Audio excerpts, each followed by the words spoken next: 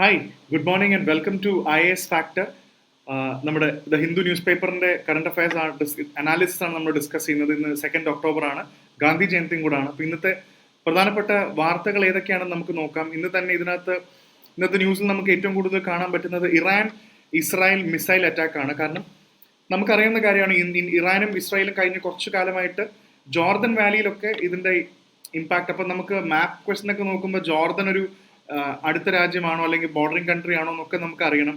ഇറാനും ഇസ്രായേലും ഒരുപാട് ഇഷ്യൂസ് നടക്കുന്നുണ്ട്. കാരണം റീസെന്റ് ഹെസ്ബുള്ള ഹെസ്ബുള്ള എന്ന് പറയുന്ന ലെബനൻ ഓപ്പറേറ്റ് ചെയ്യുന്ന ഒരു ഗ്രൂപ്പാണ്. അപ്പോൾ ഇസ്രായേലും ഹെസ്ബുള്ളയും കുറേ കാലങ്ങളായിട്ടുള്ള പണ്ട് അവരുടെ സിവിൽ വാറിന്റെ കാലം തൊട്ടേ ഉള്ള ഒരു പ്രോബ്ലം നടക്കുന്നുണ്ട്. ആൻഡ് ഹെസ്ബുള്ളിനെ ഏറ്റവും കൂടുതൽ സപ്പോർട്ട് ചെയ്യുന്നതും ഇറാനാണ്. സോ ഇറാൻ ഇസ്രായേൽ അങ്ങോട്ടും ഇങ്ങോട്ടും ഇതിൽ പറയുന്ന ഒരു ന്യൂസ് ഉണ്ട്. അതേപോലെ ചൈന ബോർഡറിനെ കുറിച്ചൊരു വാർത്തയുണ്ട്. ദേര സച്ച സൗദ. എന്താണ് ദേര സച്ച സൗദ? പ്യൂണിറ്റീവ് ഡെമോളിഷൻ എന്താണെന്നുള്ളൊരു വാക്ക് ഇന്ത്യൻ കോൺസ്റ്റിറ്റ്യൂഷൻ പോളിറ്റിയിലെ what is the concept of punitive demolition? So do you think that even convicts have rights and convicts have rights against punitive demolition? So എന്താണെന്നുള്ളതും പ്യൂണിറ്റീവ് ഡെമോളിഷൻ എന്താണെന്ന് നോക്കണം. പിന്നെ എയർ ക്വാളിറ്റി ഇൻഡെക്സിനെ കുറിച്ചിട്ടുള്ള ഒരു വാർത്തയും കൂടെ നമുക്ക് ഇവിടെ ഇന്നത്തെ ന്യൂസ് പേപ്പർ നോക്കാനുണ്ട്. സോ നമുക്കിതിൽ ഡിസ്കസ് ചെയ്യേണ്ട ആദ്യത്തെ ഇമ്പോർട്ടൻറ്റ് പോയിന്റ് ഇത് തന്നെയാണ്. ഇതിൽ ഏറ്റവും ഇമ്പോർട്ടൻ്റ്ലി മനസ്സിലാക്കേണ്ടത് ഇറാൻ ഇസ്രായേലും തമ്മിലുള്ള ഒരു അറ്റാക്കാണ് നമുക്കിതിൽ കാണാൻ പറ്റുന്നത്. ഹെസ്ബുള്ള എന്ന് പറയുന്ന ഒരു ഗ്രൂപ്പ് ഓൾറെഡി പറഞ്ഞു. സോ ഇതിൽ ഓൾറെഡി ഇസ്രായേലും ഇറാനും തമ്മിലുള്ള ഇത് കുറേ വർഷങ്ങളായിട്ടുള്ള ഒരു സ്റ്റാൻഡ് ഓഫ് ആണ്. അപ്പോൾ അതിൽ ഇപ്രാവശ്യം കൃത്യമായിട്ട് ഈവൻ IRGC എന്ന് പറയുന്നത് വളരെ ഇമ്പോർട്ടൻ്റ് ആണ്. ഇസ്ലാമിക് റെവല്യൂഷണറി ഗാർഡ് കോപ്സ്, ഈ കുഡ്സ് എന്നൊക്കെ കേട്ടിട്ടുള്ള അവരുടെ സ്പെഷ്യലൈസ്ഡ് ഫോഴ്സ് ആണ് ഇറാൻ്റെ. ഈ IRGC Islamic revolutionary guard corps, Quds force എന്ന് പറയുന്നത് വളരെ ഇമ്പോർട്ടൻ്റ് ആണ്. ഈ കുഡ്സ് ഫോഴ്സ് ആണ് മൊത്തം ഹെസ്ബുള്ള എന്ന് പറയുന്ന ഒരു ഗ്രൂപ്പ്. ഹെസ്ബുള്ള എന്ന് പറയുന്നത് ലെബനൻ ഓപ്പറേറ്റ് ചെയ്യുന്നതാണ്. അവരവിടെ ഗവൺമെന്റ് ആയിട്ടും മിലിറ്ററി ആയിട്ടും ഒക്കെ കൺട്രോൾ ചെയ്യുന്ന വലിയൊരു പവർ ആയിട്ടാണ് അവരവിടെ എക്സിസ്റ്റ് ചെയ്യുന്നത്. ഇതിനെ ഫിനാൻഷ്യലി എല്ലാം സപ്പോർട്ട് ചെയ്യുന്നത് ഇറാനാണ്. നമ്മുടെ ഒരു വീഡിയോ ഉടനെ 2 ദിവസത്തിനുള്ളിൽ ഇപ്പോൾ അപ്ലോഡ് ആവും, എക്സ്പ്ലെയിൻ പാല. അതിൽ കൃത്യമായിട്ട് ഹെസ്ബുള്ള ഇഷ്യൂ കംപ്ലീറ്റ് എന്താണ് ഹെസ്ബുള്ള എന്നൊക്കെ പറയുന്നുണ്ട്. ഇതാണ് എൻ്റെ ഷോർട്ട്. ഇറാനാണ് ഇവരെ ഫണ്ട് ചെയ്യുന്നത്. അപ്പോൾ ഇസ്രായേലും ഹെസ്ബുള്ളയും തമ്മിലുള്ള ഒരു ഫൈറ്റിൽ ഇറാനും കൂടെ വരുമ്പോഴാണ് ഇത് ചെയ്യുന്നത്. ഇത് UN രീതിയിലുള്ള ഒരു ഫൈറ്റ് ആണോ എന്നുള്ളത് ഒരു IRGC പറയുന്നുണ്ട്. ഇറാൻ കണ്ടിന്യൂസ്ലി റോക്കറ്റ്സ് അയക്കുന്ന സമയത്ത് ഇവിടെ നമ്മൾ നോക്കേണ്ടത് ഇറാൻ എന്ന് പറയുന്ന രാജ്യത്തിന്റെ ഈ ഹെസ്ബുള്ള റിലേറ്റഡ് ആയിട്ടുള്ള കാര്യങ്ങൾ നോക്കുമെങ്കിലും എന്താണ് ഇറാന്റെ ബോർഡേഴ്സ് ഏതൊക്കെയാണെന്നൊന്ന് കണ്ടുപിടിക്കാൻ പറ്റിക്കഴിഞ്ഞാൽ വളരെ നല്ലതാണ്. മാപ്പിൽ ഇറാന്റെ ബോർഡേഴ്സ് ഏതൊക്കെയാണെന്നൊന്ന് നോക്കണം.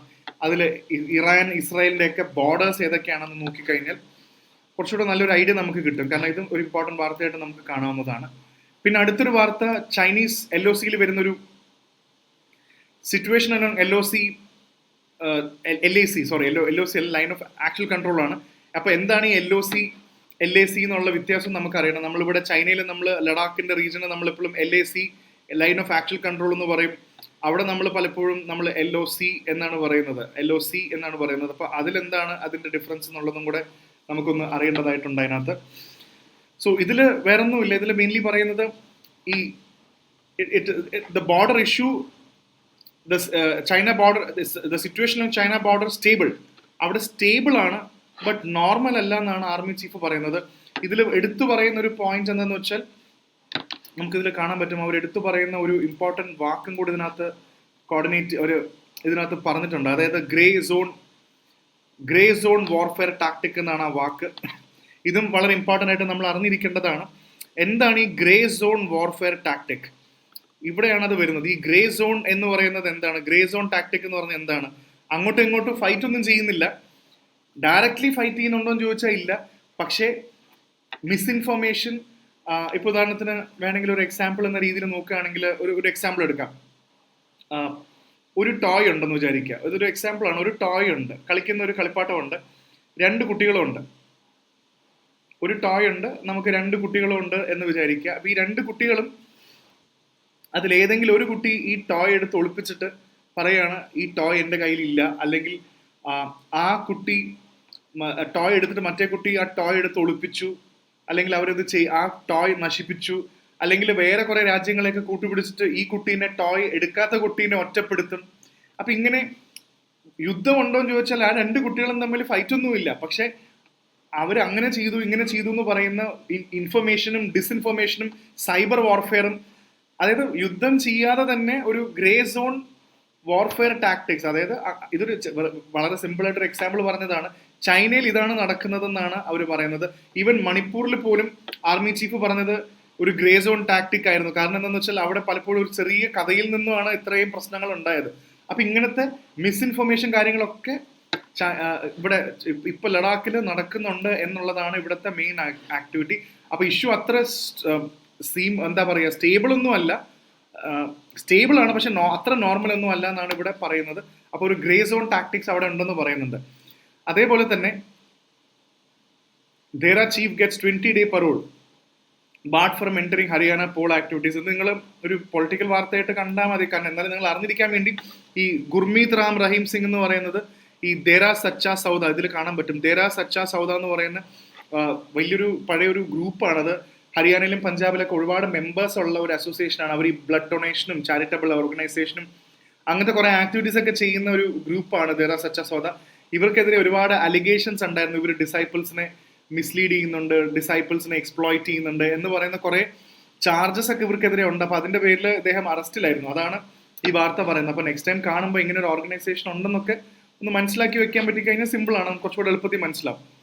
ഓക്കെ, അടുത്ത വാർത്ത എന്ന് പറയുന്നത് വിൽ പ്രൊട്ടക്ട് കൺവിക്ട്സ് 2 ഫ്രം പ്യൂണിറ്റീവ് ഡിമോണിഷൻ. അതായത് ഇത്രയും മനസ്സിലാക്കിയാൽ മതി. ഒരുപാട് അടുത്ത് സുപ്രീം കോടതി പറയുന്നത് ഈ ഒരുപാട് കേസുകൾ വന്നിട്ടുണ്ട്. അതായത് പല കേസുകളും വന്നിരിക്കുന്ന ഉത്തർപ്രദേശിലെയും പല ആൾക്കാരും പറയുന്നത്, ഇപ്പൊ ഉദാഹരണത്തിന് എക്സ് എന്ന് പറയുന്ന ഒരാൾ ഒരു കൺവിക്റ്റ് ആണ്, അയാൾ ഒരു കുറ്റം ചെയ്ത ആളാണ്, അല്ലെങ്കിൽ കുറ്റാരോപിതനാണ്, കുറ്റം ചെയ്ത ആളാണ്. ഇദ്ദേഹത്തിനോടുള്ള പണിഷ്മെന്റ് ഇതിന്റെ കാരണമായിട്ട് ഇദ്ദേഹം താമസിക്കുന്ന വീടും അദ്ദേഹത്തിന്റെ പ്രൈവറ്റ് പ്രോപ്പർട്ടിയും ഒക്കെ അടിച്ച് തകർക്കുകയാണ്, അല്ലെങ്കിൽ അത് ബുൾഡോസറെ വെച്ച് തകർത്ത് തരിപ്പണമാക്കുന്ന ഒരു സിറ്റുവേഷൻ ക്രിയേറ്റ് ചെയ്യണം. അപ്പൊ അദ്ദേഹം തെറ്റുകാരനാണ്, കൺവിക്റ്റ് ആണെങ്കിൽ പ്യൂണിറ്റീവ് ഡിമോളിഷൻ, അയാളുടെ പ്രോപ്പർട്ടിയും സംഭവങ്ങളും എല്ലാം അടിച്ച് തകർക്കുകയാണ്. അപ്പൊ അത് ഈ അടുത്ത് നോട്ടീസ് ചെയ്തത് കൂടുതലും മൈനോറിറ്റീസ്, അതായത് മുസ്ലിംസും മൈനോറിറ്റീസ് ആയിട്ടുള്ള ആൾക്കാരുടെ ബിൽഡിങ്സിന് ഇങ്ങനെ ഡെമോളിഷ് ചെയ്യാൻ തുടങ്ങിയപ്പോൾ അതൊരു റിലീജിയസ് ആയിട്ടുള്ള മൈനോറിറ്റി അറ്റാക്കും കൂടെ ആയിട്ടാണ് ഇത് കാണുന്നത്. സോ അങ്ങനെ ഒരാൾ കുറ്റം ചെയ്തു എന്ന് പറഞ്ഞാൽ അയാളുടെ പ്രോപ്പർട്ടി, പ്രൈവറ്റ് പ്രോപ്പർട്ടി ഒന്നും തകർക്കാൻ പറ്റില്ല നമുക്ക്. അത് സുപ്രീം കോടതി എടുത്തു പറയുന്ന ഒരു സ്റ്റേറ്റ്മെന്റും കൂടാണ്. ഇവിടെ നമുക്ക് നോക്കിയാൽ മനസ്സിലാവും. അതായത് ഇതിൽ എടുത്തു പറയുന്ന ഒരു സാധനം, the supreme court on Tuesday promised convicted criminals from state sponsored punitive demolition of the legal private property. But ഒരു കാര്യം എടുത്തു പറഞ്ഞു, പ്രോപ്പർട്ടി തല്ലി തകർക്കാൻ പാടില്ല, പക്ഷേ ഈ പറയുന്ന കൺവിക്റ്റഡ് ആയിട്ടുള്ള ആളോ അല്ലയോ ഇവരെല്ലാം പബ്ലിക് സ്പേസിലാണ് കൈയടക്കി വെച്ചിരിക്കുന്നെങ്കിൽ, അതായത് ഒരു പബ്ലിക് സ്പേസിൽ ഒന്ന് ആലോചിച്ച് നോക്കൂ. ഒരു വലിയൊരു സിറ്റിയിൽ വലിയൊരു പാർക്ക് ഉണ്ടെന്ന് വിചാരിക്കാം, ഒരു വലിയ പാർക്കുണ്ട്. ഈ പാർക്കിൽ പോയിട്ട് ഞാൻ എൻ്റെ ഒരു ചെറിയൊരു വീടോ അല്ലെങ്കിൽ ഒരു ഹട്ട് വെച്ചിട്ട് ഞാൻ അവിടെ താമസിക്കാൻ തുടങ്ങുകയാണെങ്കിൽ അത് പബ്ലിക് എൻക്രോച്ച്മെന്റ് ആണ്. അത്തരത്തിലുള്ള പബ്ലിക് എൻക്രോച്ച്മെന്റിൽ ഗവൺമെന്റിന് വേണമെങ്കിൽ അത്തരമുള്ള സാധനം ഡിമോളിഷ് ചെയ്ത് കളയാമെന്നാണ് പറയുന്നത്. അപ്പൊ ഇതൊരു ചെറിയ ഇമ്പോർട്ടൻ്റ് ആയിട്ട് മനസ്സിലാക്കിയാൽ മതി. അപ്പൊ ഈ പ്യൂണിറ്റീവ് ഡെമോളിഷൻ എന്ന് പറയുന്ന സംഭവം വളരെ ഇമ്പോർട്ടൻ്റ് ആണ്. ഈ കോൺസെപ്റ്റും അങ്ങനെ ചെയ്യാൻ പാടില്ല. അല്ലെങ്കിൽ ഒരാളുടെ കുറ്റാരോപിതന അല്ലെങ്കിൽ കൺവിക്റ്റ് ആയതുകൊണ്ട് മാത്രം ഇത് ചെയ്യാൻ പാടില്ല. പക്ഷെ പബ്ലിക് സ്പേസ് എൻക്രോച്ച് ചെയ്താൽ any religious structure in the middle of public road, be it dargah or some temple, it has to go for public safety and public interest are paramount. അതായത് public ഏരിയയിലേക്ക് കൊണ്ട് എന്തെങ്കിലും construct ചെയ്യുകയാണെങ്കിൽ അത് demolish ചെയ്യാനുള്ള right ഉണ്ട്. പക്ഷേ convict ചെയ്ത ആൾക്കാരെ ടാർഗറ്റ് ചെയ്ത് ചെയ്യരുതെന്നാണ് ഇവിടെ പറയുന്നത്. ആ വാർത്ത ഇമ്പോർട്ടൻ്റ് ആണെന്ന് ക്ലിയർ ആയിട്ട് മനസ്സിലായി എന്ന് വിചാരിക്കുന്നു. അപ്പോൾ അതൊരു ഇമ്പോർട്ടൻ്റ് വാർത്തയാണ് ഫ്രണ്ട് പേജിൽ. പിന്നെ സ്റ്റബിൾ ബേണിംഗ്, ഇതും വളരെ ഒരു ഇമ്പോർട്ടൻ്റ് ആയിട്ടുള്ളൊരു ന്യൂസാണ്. സിവിൽ സർവീസിന് പ്രിലിംസിനൊക്കെ ചോദിച്ച ചോദ്യമാണ്. അതായത് air quality Haryana stubble burning എന്താണെന്ന് നമുക്കറിയാം. പഞ്ചാബിലും ഹരിയാനയിലും ഒക്കെ ഒരുപാട്, ഡൽഹിയിൽ ഒരുപാട് പൊല്യൂഷന്റെ ഈ വിന്റർ സമയത്ത് സ്മോഗ് എന്ന് പറയുന്ന ഫോഗും സ്മോക്കും കൂടെ ചേർന്നിട്ട് ഈ സ്മോഗ് വരാനുള്ള കാരണം ഇവിടെ നിന്ന് വൈക്കോല് കത്തിക്കുന്നതുകൊണ്ടാണ്. അപ്പോൾ ഈ എന്താണ് ഈ സ്റ്റബിൾ ബേണിംഗ്? ഒരിക്കൽ പ്രിലിംസിന് ചോദിച്ച ചോദ്യമാണ്, സ്റ്റബിൾ ബേൺ ചെയ്യുമ്പോൾ ഏതൊക്കെ ഗ്യാസാണ് മുകളിലേക്ക് പോകുന്നത്? പ്രീവിയസ് ഇയർ ക്വസ്റ്റൻ ആണ്. അപ്പൊ ഇതിനകത്തുനിന്ന് നമുക്ക് കണ്ടെത്താവുന്ന മേജർ സംഭവം എന്താണെന്ന് വെച്ചാൽ CAQM എന്ന് പറയുന്ന ഒരു, എന്താണ് CAQM? ഇത് പ്രിലിംസിന് ചോദ്യമാവാവുന്നതാണ്. The commission of air quality management എന്ന് പറയുന്നത് ഒരു ഇമ്പോർട്ടൻ്റ് ഇതാണ്. So supreme court pulled off the central government പാനലാണ് എയർ പൊല്യൂഷൻ മോണിറ്റർ ചെയ്യാൻ വേണ്ടിയുള്ള ഒരു ഇതും കൂടാണ്. പിന്നെ നമുക്കിതിൽ കാണാൻ പറ്റും, ഇതിൽ വേറെ നോക്കേണ്ടത് CPCB, നമുക്ക് എപ്പോഴും ഇതിൽ വരുന്നതാണ്. എന്താണ് ഈ CPCB എന്ന് പറയുമ്പോൾ സെൻട്രൽ പൊല്യൂഷൻ കൺട്രോൾ ബോർഡ് എന്താണ് എന്നുള്ളത് നല്ല ഒരു ഐഡിയ നമുക്ക് ധാരണ അതിനകത്ത് ഉണ്ടാവണം. അപ്പം അതൊരു ഇമ്പോർട്ടൻറ്റ് കോൺസെപ്റ്റ് ആയിട്ട് ഇതിൽ കണ്ടാൽ മതി.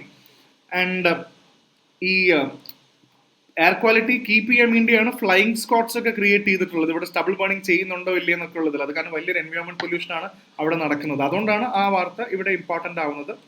So that is it why it is important. ഇനി അത് പതുക്കെ നമ്മൾ ഇപ്പുറത്തേക്ക് നോക്കുകയാണെങ്കിൽ ലഡാക്കിലുള്ള ഒരു ഇഷ്യൂ കാണുന്നുണ്ട്. അത് നമുക്ക് ഉടനെ അടുത്ത നാഷണൽ ന്യൂസിൽ സംസാരിക്കുന്നുണ്ട്.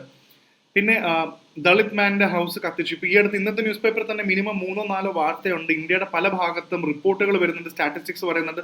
ദളിത്സ് ആയിട്ടുള്ള ആൾക്കാരുടെ വീടുകൾ ടോർച്ച് ചെയ്യപ്പെടുന്നുണ്ട്. The houses and the properties of the Dalits are torch. Torch എന്ന് പറയുമ്പോൾ കത്തിക്കുക, നശിപ്പിക്കുക എന്ന് പറയുന്ന ഒരു അർത്ഥത്തിലാണ് നമുക്കിതിൽ കാണാൻ പറ്റുക.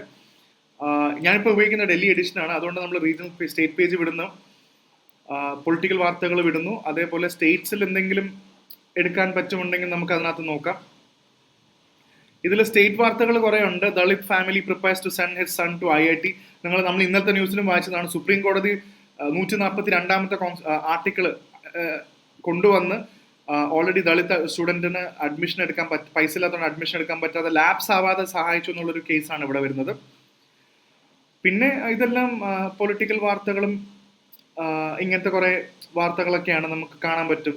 ലേബർ, ഇതൊക്കെ നിങ്ങൾക്ക് വായിക്കാവുന്നതേ ഉള്ളൂ. ഇപ്പോൾ ഇമ്പോർട്ടൻറ്റ് UPSC പെർസ്പെക്റ്റീവിലൊരു സംഭവം നമ്മളിതിൽ കാണാൻ പറ്റുന്നില്ല, അപ്പോൾ അതുകൊണ്ടാണ് എടുക്കുന്നത്. പിന്നെ ഗാന്ധി ജയന്തിയാണ്ട് ഗാന്ധിജിയുടെ കുറച്ച് സംഭവങ്ങളുണ്ട് ഇതിനകത്ത്. പിന്നെയുള്ളത് സൗത്ത് സ്റ്റേറ്റ്സിന്റെ പ്രധാനപ്പെട്ട ഒരു സംഭവം വാർത്തകളാണ്. ഇതിൽ മൂഡ കേസ് നിങ്ങൾക്കറിയാം. ഇതിൽ നമ്മൾ ഓൾറെഡി ഇന്നലെയും ചർച്ച ചെയ്തതാണ്. നിങ്ങൾ ഇനിയെങ്കിലും അത് പഠിച്ചിട്ടില്ലെങ്കിൽ ഉറപ്പായിട്ടും കണ്ടുപിടിക്കണം. എന്താണ് മൂഡ എന്ന് പറയുന്ന ഒരു കാര്യം നമ്മൾ ഇന്നലെ ഡിസ്കസ് ചെയ്തതാണ്. മൈസൂറിന്റെ അർബൻ ഡെവലപ്മെന്റ്, മൈസൂരിൽ ആ ഒരു ലാൻഡ്സ് അക്വിസിഷൻ ചെയ്യുമ്പോൾ അതൊരു ഭയങ്കരമായ കോൺട്രവേഴ്സിയിൽ വന്നിരിക്കുകയാണ് കർണാടകയിൽ. സോ മൂഡ എന്താണെന്നുള്ളത് നമ്മൾ ഇന്നലെയും ഡിസ്കസ് ചെയ്തതാണ്. സോ അത് ഇന്ന് ന്യൂസിലുണ്ട്. So that makes it very important. അത് ന്യൂസിലുള്ളത് കൊണ്ട് തന്നെ നമുക്കത് ഒന്ന് നോക്കി വയ്ക്കുന്നത് നല്ലതാണ്.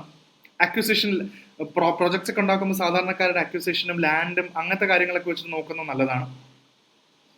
പിന്നെയുള്ളത് ഏറ്റവും പ്രധാനപ്പെട്ട ന്യൂസ് ഇതിൽ കാണുന്നത് ഇസ്രോ. ഇത് വളരെ ഇമ്പോർട്ടൻ്റ് ആയിട്ടുള്ളൊരു ന്യൂസാണ്. അതായത് ISRO targets launch Venus mission. India ഒരു വീനസ് മിഷൻ ലോഞ്ച് ചെയ്യാൻ പോവാണ്. മാർസ് മിഷൻ പോലെ തന്നെ 2028 ആകുമ്പോഴേക്കും 112 ജേർണി ടു പ്ലാനറ്റ്. സോ അതൊരു വലിയൊരു സംഭവമാണ്. VOM എന്ന് പറയുന്ന, നമ്മൾ മോം എന്നൊക്കെ പറഞ്ഞ മാസ് എന്ന് പറയുന്ന പോലെ വീനസ് ഓർബിറ്റർ മിഷനാണ്. ISROയുടേതാണ്. 2028 വേണ്ടി ചെയ്യുന്നുണ്ട്. അപ്പോൾ അതിൻ്റെ വേണ്ടി ഒരുപാട് കാര്യങ്ങൾ. അതിൻ്റെ ലോഞ്ച് വെഹിക്കിൾ എന്ന് പറയുന്നത് will be launched by LMV3. അപ്പോൾ ഇതും ചോദ്യമാണ്. ഇതൊക്കെ ചോദ്യങ്ങളാണ്. അതായത് LMV3 എന്താണ്? സ്പേസ് വളരെ ഇമ്പോർട്ടൻ്റ് ആയിട്ടുള്ളൊരു സംഭവമാണ് UPSCക്ക്. അപ്പോൾ എന്താണ് ഈ LMV3 എന്നുള്ളതും വളരെ ഇമ്പോർട്ടൻ്റ് ആയിട്ട് നമ്മൾ അറിയണം. Which will have place the elliptical parking orbit. So ഇതിലും വേറെ കോൺസെപ്റ്റ് ഉണ്ട്. LMV3 VOM പോലെ തന്നെ എന്താണ് EPO, ഇതും ഒരു കോൺസെപ്റ്റ് ആണ്. അറിയില്ലെങ്കിൽ എന്താണ് EPO, കാരണം എലിപ്റ്റിക്കൽ പാർക്കിംഗ് ഓർബിറ്റ് ആൻഡ് അതേപോലെ തന്നെ ആർഗ്യുമെന്റ് ഓഫ് പെരിജി AOP, ഇങ്ങനത്തെ കുറച്ച് കോൺസെപ്റ്റ് ഇതിനകത്ത് വരുന്നുണ്ട്. അപ്പോൾ ഇതിൽ പിന്നെ aero braking will be employed. അപ്പൊ ഇവിടേക്കൊക്കെ പോകുന്നെങ്കിൽ എന്തുകൊണ്ടാണ് നമ്മളിവിടെ പോകുന്നത്? എന്താണ് ഈ EPO, LMV3 എന്താണ്? എന്തിനാണ് നമ്മൾ വീനസ് വരെയൊക്കെ പോകുന്നത്? അല്ലെങ്കിൽ വീനസിലൊക്കെ പോയി കഴിഞ്ഞാൽ എന്തൊക്കെ ഗുണങ്ങൾ ഉണ്ടാവാം, എന്തൊക്കെയാണ് പഠിക്കാൻ പോകുന്നതെന്നൊക്കെ ഉള്ള ഡീറ്റെയിൽസും കൂടെ ഓർത്ത് വെക്കുക. അപ്പോൾ ഇത്രയും കാര്യങ്ങളോട് ഒന്ന് ഓർത്ത് വെക്കുക. ഇതൊക്കെ പ്രിലിംസിൽ ചോദിക്കാം. Which of the following statements are correct regarding EPO or elliptical parking orbit, or which of the following consider the following statements regarding the launch vehicle Mark 3 LMV3. അതിന്റെ കുറേ സംഭവങ്ങൾ ചോദിക്കാം. And what is Venus orbiter mission എന്ന് ചോദിക്കാം. അപ്പോൾ ഇങ്ങനത്തെ ചോദ്യങ്ങളൊക്കെ ചോദിക്കുമ്പോൾ ന്യൂസ് പേപ്പറിൽ നിന്ന് നമ്മൾ അത്തരം ചോദ്യങ്ങൾ പ്രിപ്പയർഡ് ആയിട്ടിരിക്കുക എന്നുള്ളതാണ് നമ്മൾ ഇതിനകത്ത് നിന്ന് എടുക്കേണ്ട ഒരു ഇമ്പോർട്ടൻ്റ് ആയിട്ടുള്ള വാർത്ത. പിന്നെ തിരുപ്പതി ലഡ്ഡുവിന്റെ കേസസ് SIT പ്രോബ് ഇൻടു തൽക്കാലത്തേക്ക് സസ്പെൻഡ് ചെയ്ത് വെച്ചിരിക്കുകയാണ്. അപ്പോൾ അതിങ്ങനെ കണ്ടിന്യൂ ചെയ്തുകൊണ്ടിരിക്കും. സോ പിന്നെയുള്ളത് ബന്ധപ്പെട്ടത് എഡിറ്റോറിയലിലെ ബന്ധപ്പെട്ട ഒരു സംഭവമാണ്. എഡിറ്റോറിയലിലും ഞാൻ പറഞ്ഞു, നമ്മുടെ കറണ്ട് അഫയേഴ്സിന്റെ നമ്മുടെ IAS ഫാക്ടറിന്റെ ആപ്പ് നിങ്ങൾക്ക് നോക്കാവുന്നതാണ്. IAS ഫാക്ടറിന്റെ ആപ്പ് ഡൗൺലോഡ് ചെയ്യണം. അതിനകത്ത് നമ്മൾ കറണ്ട് അഫയേഴ്സിന്റെ ക്ലാസ് സ്റ്റാർട്ട് ചെയ്യുന്നുണ്ട്. അതിനകത്ത് എഡിറ്റോറിയൽ സമ്മറി ഞാൻ ഓരോ ക്ലാസ് ആയിട്ട് തന്നെ ഇടുന്നുണ്ട്. കാരണം ഇതിൽ വളരെ സമയമെടുത്ത് ചെയ്യേണ്ട ഒരു സംഭവമാണ്. എന്നാലും ഇന്നത്തെ ഇതിൽ വഖഫ് ബില്ലിൽ പറയുന്നൊരു സംഭവം എന്താണ് ഈ വഖഫ് ബില്ല്? ഇതിൽ കുറെ ആൾക്കാർ പറയുന്നത് കുറെ അലിഗേഷൻസ് ഉണ്ട്. അപ്പൊ ഈ എന്താണ് ഈ CWC, സെൻട്രൽ വഖഫ് കൗൺസിൽ? അപ്പൊ ഈ വഖഫ് എന്ന് പറയുന്നത് എന്താണ്? നമുക്കറിയാം ഇതിന്റെ ഇന്റർപ്രിട്ടേഷൻ എന്താന്ന് വെച്ചാൽ ഒരുപാട് ലാൻഡ്, ട്രസ്റ്റി, സ്ഥലങ്ങൾ, പ്രോപ്പർട്ടി എല്ലാം മാനേജ് ചെയ്യുന്നത് വഖഫാണ്. മുസ്ലിംസിന്റെ റിലീജിയസ് എൻഡോമെന്റ് ആക്ട് ഉണ്ടായിരുന്നു പണ്ട്. വഖഫ് ബില്ല് എന്തൊക്കെ പ്രശ്നങ്ങളാണ് ഫേസ് ചെയ്യുന്നത്, എന്തിനാണ് ഈ വഖഫ് ബില്ലിന് പ്രശ്നം വരുന്നത്, ഇത് വളരെ ഡീറ്റെയിൽ ആയിട്ട് തന്നെ നമുക്ക് പഠിക്കേണ്ടതാണ്. ഒരു 5 മിനിറ്റിലോ 1 മിനിറ്റിലോ എക്സ്പ്ലെയിൻ ചെയ്യാവുന്ന ഒരു ടോപ്പിക് അല്ല. അതുകൊണ്ടാണ് ഞാൻ സമ്മറി കാണാൻ പറയുന്നത്. നിങ്ങൾ സമ്മറി കണ്ടാൽ മതി. എഡിറ്റോഡ് സമ്മറി എന്തായാലും മേജർ ആയിട്ടുള്ള ടോപ്പിക്സിന്റെ ഇടുന്നതായിരിക്കും. പിന്നെ ഫ്രാൻസിൽ സമ്മിറ്റ് നടന്നു എന്ന് പറയുന്നുണ്ട്. ഇതിൽ പ്രധാനപ്പെട്ട നോക്കേണ്ടത് ഫ്രാൻസ് 100 രാജ്യത്തിന്റെ ഹെഡ്സിന് വേണ്ടി 100 ഹെഡ്സ് ഓഫ് സ്റ്റേറ്റ്സിന് വേണ്ടി പ്രോഗ്രാം നടത്തുന്നുണ്ട്. ഇത് വളരെ ഫേമസ് ആയിട്ടുള്ള ഒരു ഇവന്റ് ആണ്. ഇറ്റ്സ് കോൾഡ് ഫ്രാങ്കോഫോണി, അങ്ങനെയാണ് ഇതിനെ വിളിക്കുന്നത്. ഈ ഫ്രഞ്ച് ആയിട്ട് ഞാൻ പറയുന്നത് തെറ്റാണോ എന്ന് എനിക്കറിയില്ല. It's called francophonie summit. It's called a francophonie summit. ഇതിൽ ഒരുപാട് കാര്യങ്ങളുണ്ട്. ഫ്രാൻസായിട്ട് ബന്ധപ്പെട്ട AI, ആർട്ടിഫിഷ്യൽ ഇന്റലിജൻസ്, സെക്യൂരിറ്റി, അങ്ങനത്തെ കുറേ കാര്യങ്ങൾ ഡിസ്കസ് ചെയ്യുന്ന ഒരു സമ്മിറ്റാണ് ഫ്രാങ്കോഫോണി സമ്മിറ്റ്. അതിന്റെ ഒരു ഇമ്പോർട്ടൻറ്റ് സംഭവം എന്താണ് എന്നുള്ളതാണ് ഇതിനകത്ത് മെൻഷൻ ചെയ്ത് പോകുന്നത്. ഫ്രാങ്കോഫോണി സമ്മിറ്റിന്റെ ഗുണങ്ങൾ എന്താണ് അവർ ഉദ്ദേശിക്കുന്നത്, ഇന്ത്യ അതിൽ പാർട്ടാണോ എന്നൊക്കെ അന്വേഷിക്കണം. പിന്നെ ഉള്ളത് it's time to fix the UPSC selection process. ഇത് നേരത്തെ നമ്മൾ പൂജ ഖേഡ്കർ എന്ന് പറയുന്ന IAS എന്ന് ഡിസ്മിസ് ചെയ്യപ്പെട്ട അവരുടെ കാര്യം കൊണ്ട് OBCയുടെ സെലക്ഷൻ, അതായത് നമ്മുടെ സർട്ടിഫിക്കറ്റ്, ഇൻകം പ്രൂഫ്, ഈ UPSCക്ക് വേണ്ടിയുള്ള മെറ്റീരിയൽ, നമ്മുടെ എവിഡൻസ്, സർട്ടിഫിക്കറ്റ്സ് ഒക്കെ ഫോർജറി ആണ്, അല്ലെങ്കിൽ അതിനൊക്കെ ഒരു ക്ലാരിറ്റി വരണം എന്നാണ് ഈ ആർട്ടിക്കിൾ പറയുന്നത്. പിന്നെ ഇതാണ് ഞാൻ നേരത്തെയും പറഞ്ഞത്, ഇതൊരു റിപ്പോർട്ടും കൂടാണ്. ഇന്ത്യയിൽ ഒരുപാട് ഇതൊരു GS പേപ്പർ 1 മെയിൻസിനൊക്കെ സൊസൈറ്റി പെർസ്പെക്റ്റീവിലൊക്കെ എഴുതാൻ പറ്റുന്ന ഒരു സംഭവമാണ്. Lot of Dalits homes are been torched. ഇത് ടോർച്ച് ചെയ്യുന്നുണ്ടെന്ന് വെച്ചാൽ അത്രയും അധികം ആൾക്കാരുടെ വീടുകളൊക്കെ ബീഹാറിലൊക്കെ വെറുതെ കത്തിക്കുന്നുണ്ട് ആൾക്കാർ. അപ്പോൾ അതൊരു കാസ്റ്റിസത്തിന്റെ വലിയൊരു ഇപ്പോഴും മാറിയിട്ടില്ല, ട്രോമ മാറിയിട്ടില്ല എന്നുള്ള ഒരു സത്യമാണ്. അത് ആ രീതിയിൽ നിങ്ങൾ അതിനെ ഒന്ന് കാണണം. പിന്നെ ഉള്ളത് പ്രധാനപ്പെട്ട വാർത്ത എന്ന് പറയുന്നത് നാഷണൽ പേജിലെ വാർത്തകളാണ്. അതിൽ നമുക്കറിയാം ഇറാന്റെ കാര്യം നമ്മൾ വായിച്ചു, LAC വായിച്ചു, ഗ്രേ സോൺ കാര്യങ്ങൾ വായിച്ചു. പിന്നെയും tension in UP village after demolition of Dalit man house. UPയിലും ഇതേപോലെ ദളിത് ആയിട്ടുള്ള ഒരാളുടെ വീട് ഡെമോളിഷ് ചെയ്ത് കളഞ്ഞു, അതും ഒരു വാർത്തയാണ്. സോ പിന്നെ അടുത്ത് വളരെ ഇമ്പോർട്ടൻ്റ് ആയിട്ട് നോക്കേണ്ട ഒരു സംഭവമാണ് 2 വാർത്തകൾ. സോനം വാങ്ചുക്കിന്റെ ഡിറ്റൻഷനെ കുറിച്ചിട്ടാണ്. ആരാണ് ഈ സോനം വാങ്ചുക്ക്? ലഡാക്കിന്റെ പ്രൊട്ടസ്റ്റേഴ്സ് എന്തിനാണ് ഇവിടെ പ്രൊട്ടസ്റ്റ് ചെയ്യുന്നതെന്ന് പറഞ്ഞാൽ നിങ്ങൾക്കറിയാം, വളരെ ഈ അടുത്ത് വളരെയധികം പോപ്പുലാരിറ്റി നേടിയ ഒരാളാണ് climate change activist Sonam Wangchuk. ഈ ഐസ് ഇഗ്ലൂ എന്നൊക്കെ പറയുന്ന അവിടുത്തെ വെള്ളം, വാട്ടർ സേവിങ്ങിനൊക്കെ വേണ്ടി ഒരുപാട് കാര്യങ്ങൾ ചെയ്ത ഒരു ആക്ടിവിസ്റ്റ് ആണ് സോനം വാങ്ചുക്ക്. ഇവർ ലഡാക്കിലുള്ള ഒരുപാട് ആൾക്കാർ, ഇപ്പൊ പ്രസന്റ്ലി ലഡാക്കിലുള്ള ഒരുപാട് ആൾക്കാർ they are actually now in ഡൽഹിയിൽ അവർ പ്രൊട്ടസ്റ്റ് ചെയ്യുന്നുണ്ട്. എന്തിനാ പ്രൊട്ടസ്റ്റ് ചെയ്യുന്നതെന്ന് ചോദിച്ചു കഴിഞ്ഞാൽ, നിങ്ങൾക്കറിയാം ലഡാക്ക് എന്ന് പറയുന്നത് ഒരു പണ്ട് കശ്മീരിന്റെ ഭാഗമൊക്കെ ആയിരുന്നെങ്കിലും ലഡാക്ക് ഇപ്പോൾ ഒരു യൂണിയൻ ടെറിട്ടറി ആയിട്ടൊക്കെ നമ്മൾ ഗവൺമെന്റ് ഓഫ് ഇന്ത്യ അതിനെ കൊണ്ടുവന്നിട്ടുണ്ട്. പക്ഷെ ഇവർ പറയുന്നത് എന്താണെന്ന് വെച്ചാൽ ലഡാക്കിന് അങ്ങനെ ഇത് മാത്രം പോരാ, ലഡാക്കിന് സ്റ്റേറ്റ് ഹുഡ് വേണം. അതായത് ലഡാക്കിനെ കാശ്മീരിന്റെ പണ്ട് ഇതുമായിട്ട് അത് കൊണ്ടുവന്ന് ഇപ്പോൾ യൂണിയൻ ടെറിട്ടറി അതൊന്നും പറ്റില്ല. ലഡാക്കിന് സ്റ്റേറ്റ് ഹുഡ് കിട്ടണം, അതായത് ഫുൾ പവേഴ്സ്. ലെജിസ്ലേച്ചറിന് കിട്ടേണ്ട മുഴുവൻ പവറും സ്റ്റേറ്റ് ഹുഡും ഓട്ടോണോമിയും എല്ലാം ലഡാക്കിന് വേണം. അത് മാത്രമല്ല 6th ഷെഡ്യൂളിലും കൂടെ ഇൻക്ലൂഡ് ചെയ്യണം. അതായത് മറ്റ് പ്രത്യേകതരം സ്റ്റേറ്റ്സിന് കിട്ടുന്ന ആനുകൂല്യങ്ങളും പ്രിഫറൻസും പ്രിവിലേജസ് എല്ലാം ലഡാക്കിനും കിട്ടണം. ഇതിനു വേണ്ടിയാണ് അവർ ഡൽഹിയിൽ മുഴുവൻ സമരം ചെയ്യുന്നതും. അതിനെതിരെ പോലീസ് ഒരുപാട് ശക്തമായിട്ട് തന്നെ പ്രൊട്ടസ്റ്റിനെ സപ്രസ് ചെയ്യുന്നുണ്ട്. അതും അത്തരം വാർത്തകളും നമുക്ക് ഇവിടെ നിന്ന് കാണാൻ പറ്റും. സോ ഇതൊക്കെയാണ് ഇതിൽ കാണാൻ പറ്റുന്നത്. എന്തുകൊണ്ടാണ് അവർ ഇതിനെ എത്തുന്നതെന്ന് പറഞ്ഞാൽ ഇത്തരം കാര്യങ്ങളാണ് അവിടെ നടക്കുന്നത്. അപ്പൊ ഇതിൽ കുറെ ദിവസമായിട്ട് ഇങ്ങനെ ഒരു വയലൻസും ഡൽഹിയിലെ പോലീസും അവരൊക്കെ ഇതിനെതിരെ പ്രതികരിച്ചു എന്ന് പറയുന്നത്. സോനം വാങ്ചുക്കിന്റെ ലഡാക്കി ഇഷ്യൂ ആണ് ഇതിൽ മെയിനായിട്ട് വരുന്നത്. ദ പെറ്റീഷൻസ്, ഈ വാർത്ത നോക്കിയാലും അങ്ങനെ തന്നെ കാണാൻ പറ്റും. Against the detention of climate activist, the petition order of Delhi police prohibiting assembly of 5 or more authority. അതായത് കൂടുതൽ ആൾക്കാർ സംഘം ചേർന്ന് അല്ലെങ്കിൽ അവിടുത്തെ ആൾക്കാർ അസംബിൾ ചെയ്തു എന്നുള്ളതാണ് ഇവിടുത്തെ വലിയൊരു പെറ്റീഷൻ എന്നിവിടെ പറയുന്നത്. So that is also one important thing. So അതാണ് അടുത്തത്. പിന്നെയുള്ളത് ചൈനയുടെ ഒരു വാർത്തയാണ്. Tensions between India and China നമ്മൾ ഓൾറെഡി നോക്കിയതാണ്. ലൈൻ ഓഫ് കൺട്രോളിൽ ഒരുപാട് ഇഷ്യൂസ് ഓൾറെഡി അവിടെ ഡിസ്കസ് ചെയ്തിട്ടുണ്ട്. അപ്പോൾ ഇത് നിങ്ങൾ ആ ഒരു കോണ്ടെക്സ്റ്റ് തന്നെ വായിക്കുക. ഇന്ത്യ ചൈന ഇപ്പോഴും ഒരു യുദ്ധത്തിലൊരു ഫോക്കസ് ഒന്നുമില്ല, സ്റ്റേബിൾ ആണ്, പക്ഷെ നോർമൽ അല്ല എന്നാണ് അവർ പറയുന്നത്. കാരണം യുദ്ധമുണ്ടോ എന്ന് ചോദിച്ചാൽ ഇല്ല, പക്ഷെ എപ്പോഴും ഒരു സെൻസ് ഓഫ് വാർ എപ്പോഴും അവരത് ക്രിയേറ്റ് ചെയ്തുകൊണ്ടിരിക്കും. അതാണ് ഇവിടെ ഈ ഇന്ത്യ ചൈന ഇതിൽ നമ്മൾ പറയുന്നത്. പിന്നെ ഇത് വളരെ ഇമ്പോർട്ടൻ്റ് ആയിട്ടൊരു സ്റ്റേറ്റ്മെന്റ് ആണ്. India does not share Japanese prime minister's view of an Asian NATO. പലരും പറയാറുണ്ട് നേറ്റോ എന്ന് പറയുമ്പോൾ യൂറോപ്യനും അമേരിക്കനും മറ്റ് വെസ്റ്റേൺ രാജ്യങ്ങൾ എല്ലാവരും കൂടെ ചേർന്ന് ചെയ്യുന്നതാണ്. സോ അതേപോലെ നമുക്കിതിനകത്ത് എടുത്തു പറയേണ്ട ഒരു സംഭവമാണ് ക്വാഡ് എന്ന് പറയുന്ന ഒരു ഗ്രൂപ്പിംഗ്. നിങ്ങൾക്ക് അറിയില്ലെങ്കിൽ വളരെ ഇമ്പോർട്ടൻ്റ് ആയിട്ട് നോക്കേണ്ടതാണ്. എന്താണ് ഈ ക്വാഡ് എന്ന് പറയുന്ന ഗ്രൂപ്പിംഗ് നിങ്ങൾ അറിഞ്ഞിരിക്കണം. പ്രിലിംസിന് മെയിൻസിനൊക്കെ ചോദിക്കാവുന്നതാണ്. എന്താണ് ക്വാഡ്, അതിന്റെ ഫോക്കസ് എന്താണ്. അപ്പൊ ഈ രാജ്യങ്ങളെല്ലാം ചൈനയ്ക്കെതിരായിട്ട് ഒരു Asian NATO, north Atlantic treaty organisation പോലെ ഒരു ഏഷ്യൻ നേറ്റോ ക്രിയേറ്റ് ചെയ്യുന്നതിൽ ഇന്ത്യ യോജിക്കുന്നില്ലെന്നാണ് ജയശങ്കർ പറയുന്നത്.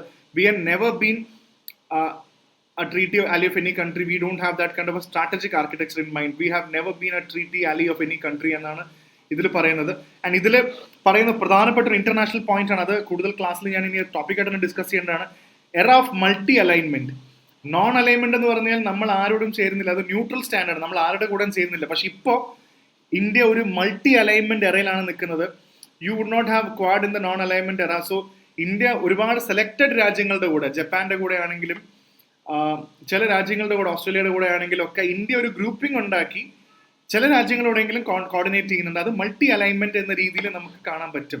സോ ഇത് ഇന്റർനാഷണൽ റിലേഷൻസ് പെർസ്പെക്റ്റീവിൽ വളരെ ഇമ്പോർട്ടൻ്റ് ആയിട്ടുള്ള ആർട്ടിക്കിളാണ്. അപ്പോൾ അതിനെ ആ രീതിയിൽ ഒന്ന് വായിക്കുക. പിന്നെയുള്ളതെല്ലാം പൊളിറ്റിക്കൽ വാർത്തകളാണ്, നമ്മളത് ഓൾറെഡി അതിലേക്ക് പോകുന്നില്ല.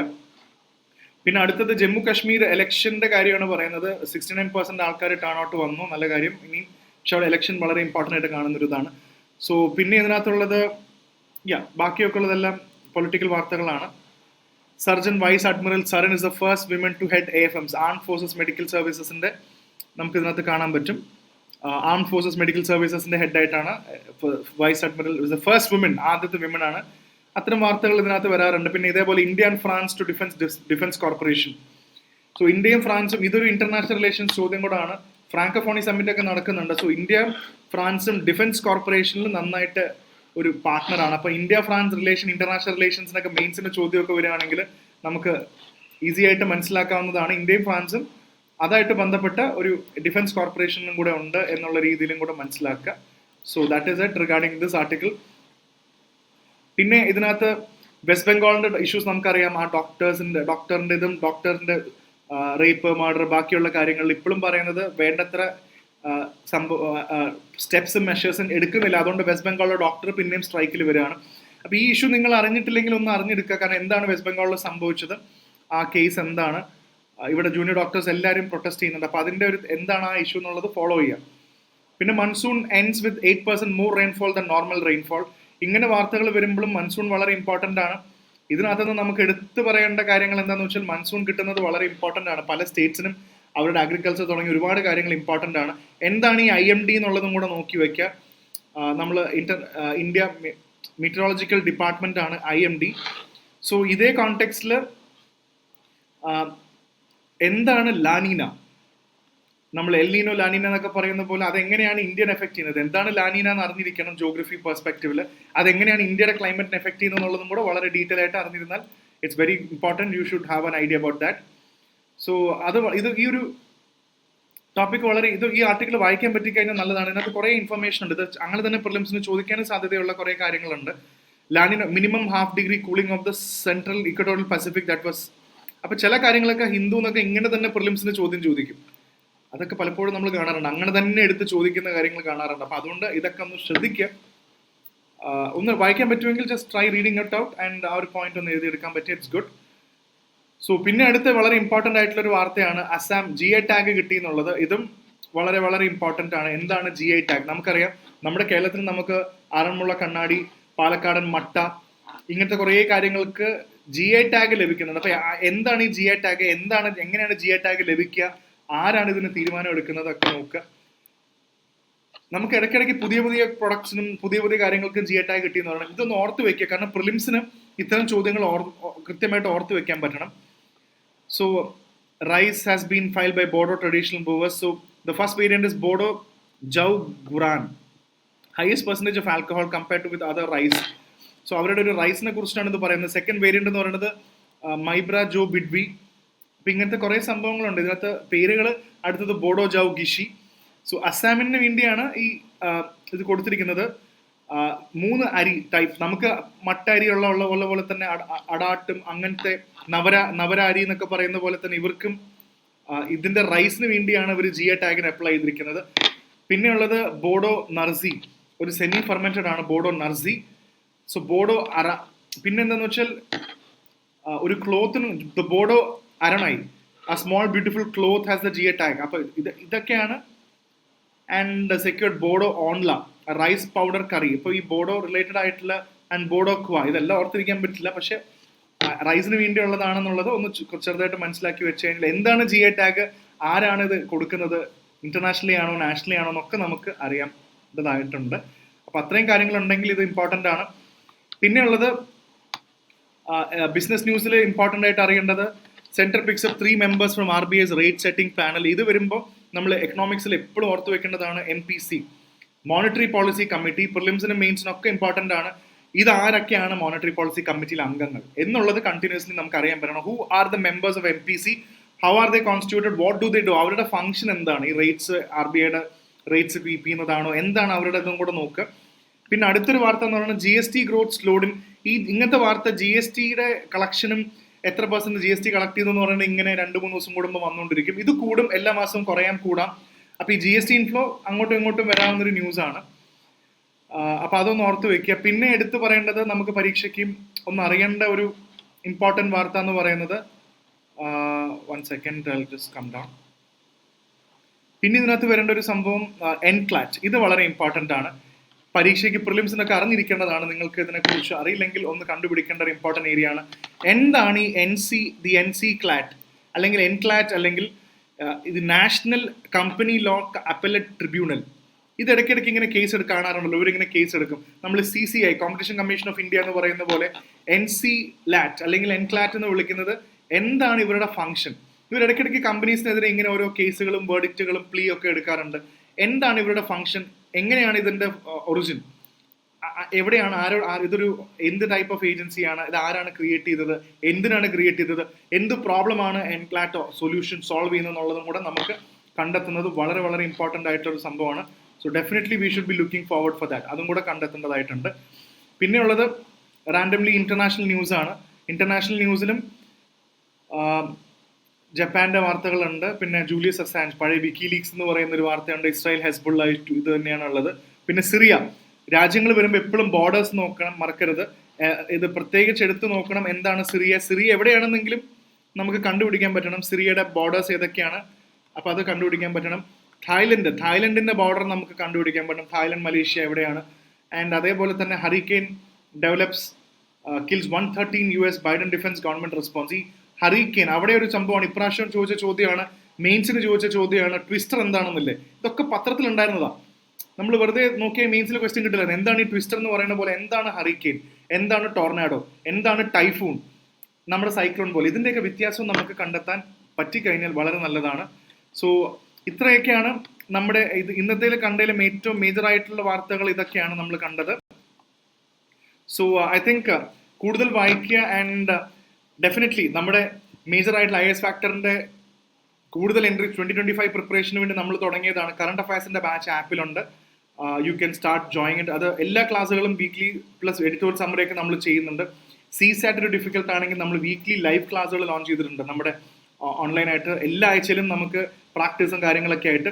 പിന്നെ 2025 പ്രിപ്പയർ ചെയ്യുകയാണെങ്കിൽ ഒരു സെൽഫ് സ്റ്റഡി റിവിഷൻ ബാച്ചും ഉണ്ട്. കൃത്യമായിട്ട് എങ്ങനെ റിവൈസ് ചെയ്ത് പഠിക്കണം എന്നുള്ള ഒരു സംഭവം അതിനകത്തുണ്ട്. സോ വേറൊന്നുമല്ല, IAS ഫാക്ടറിന്റെ ആപ്പ് ഡൗൺലോഡ് ചെയ്യുക. ആൻഡ് ഈ കാണുന്ന ക്ലാസ്സുകളൊക്കെ നിങ്ങൾക്ക് കാണാവുന്നതാണ്. So thank you so much. നാളെ അടുത്ത അനാലിസിസിൽ കാണാം.